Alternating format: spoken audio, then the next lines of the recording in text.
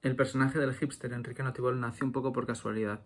Yo llevaba un tiempo haciendo textos humorísticos en la web de Letras Libres, donde trataba desde una perspectiva irónica algunos de los problemas que veía más de nuestro tiempo, ¿no? Pues por ejemplo, como se habla mucho de la polarización, yo inventaba un país dividido entre los seguidores de Tolstoy y Dostoyevsky, que tienen un enfrentamiento brutal, y donde quienes también sufrían mucho eran los chejovianos, ¿no? Que eran un poco los que estaban en el medio.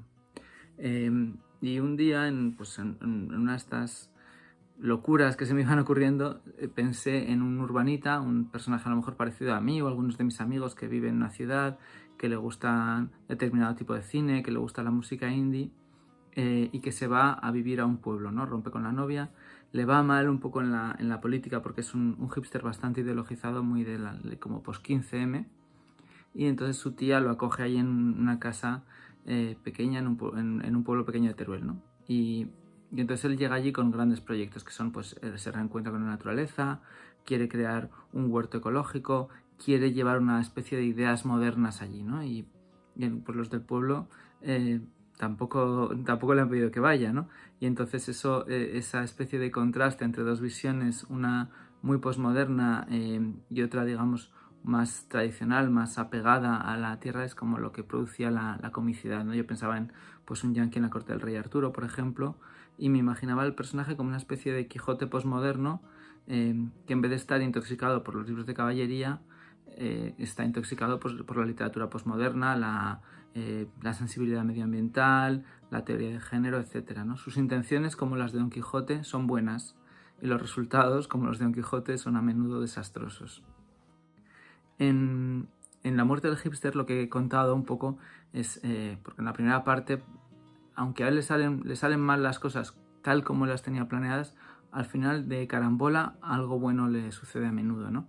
En parte porque él, lo que a mí me resulta también simpático, porque es un personaje para mí que tiene que ser entrañable a su manera, es pues porque él está dispuesto siempre a la aventura, ¿no? Y entonces, bueno, pues acaba siendo alcalde de este pueblo y tiene que afrontar la pandemia. Y yo aquí, pues, hablaba con mucha gente que me contaba a veces medidas que estaban pensadas más para la ciudad o lugares de densidad alta, que no tenían tanto sentido en el pueblo, ¿no? Aquí, pues, por ejemplo, dicen esas medidas de distanciamiento social, que tienes que estar a 1,5 metros, 2 metros de los demás, pues lo primero que hacen en el pueblo es pedir que la gente se acerque, porque normalmente están mucho más separados que allí porque vive muy poca gente, ¿no?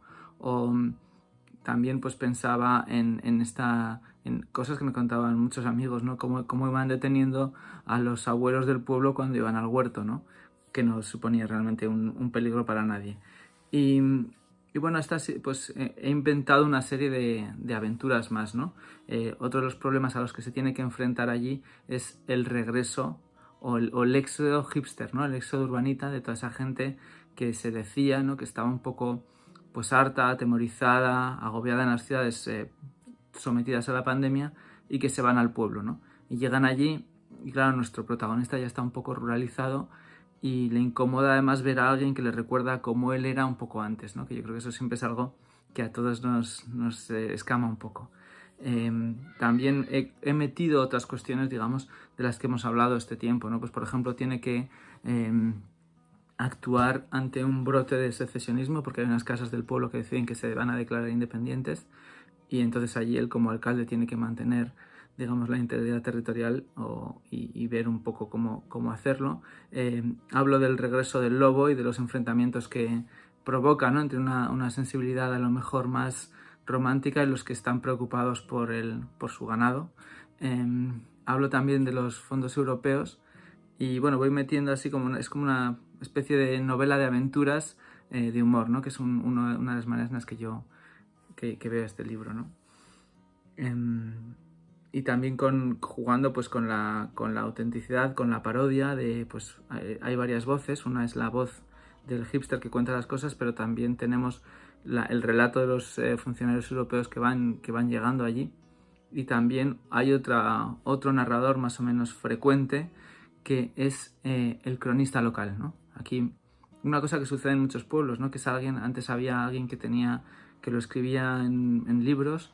Ahora a veces ves que hay alguien que tiene un blog o una newsletter donde cuenta los problemas del pueblo, ¿no? Entonces aquí me he inventado uno que es Leonardo Gascón, que va contando y tiene también una, pues si el hipster habla de una manera, digamos, pues muy posmoderna, muy un poco pedante, un poco disparatada y muy consciente del lenguaje, este otro tiene una forma de escritura pues mucho que me recuerda un poco a la gente que yo conocía de los pueblos de Teruel en los que viví, porque mi madre era médica en esos pueblos y mis abuelos vienen de allí, ¿no?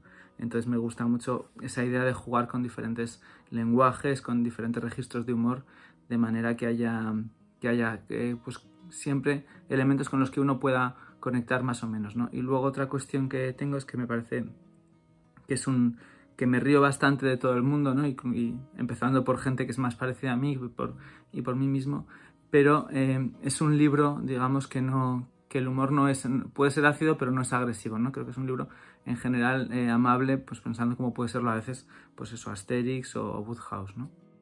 Bueno, pues tengo un libro de cuentos que se llama El padre de tus hijos, que está ya terminado hace un tiempo y creo que saldrá pronto. Y luego también la verdad es que me ha pasado un poco con esta historia de Enrique lo mismo que al personaje, ¿no? Él se va al pueblo a pasar un tiempo indefinido y se acaba quedando porque le gusta. Y a mí también me gustan mucho estas historias que suceden en la Cañada de Azcón, pensarlas, vas viendo cómo podrías tratar algunos de los temas que están en los periódicos allí o cómo puedes de repente hacer ecos de películas que te gustan y situarlas en el pueblo, ¿no? Entonces quizá voy a ir dándole vueltas a una posibilidad de otra aventura aquí.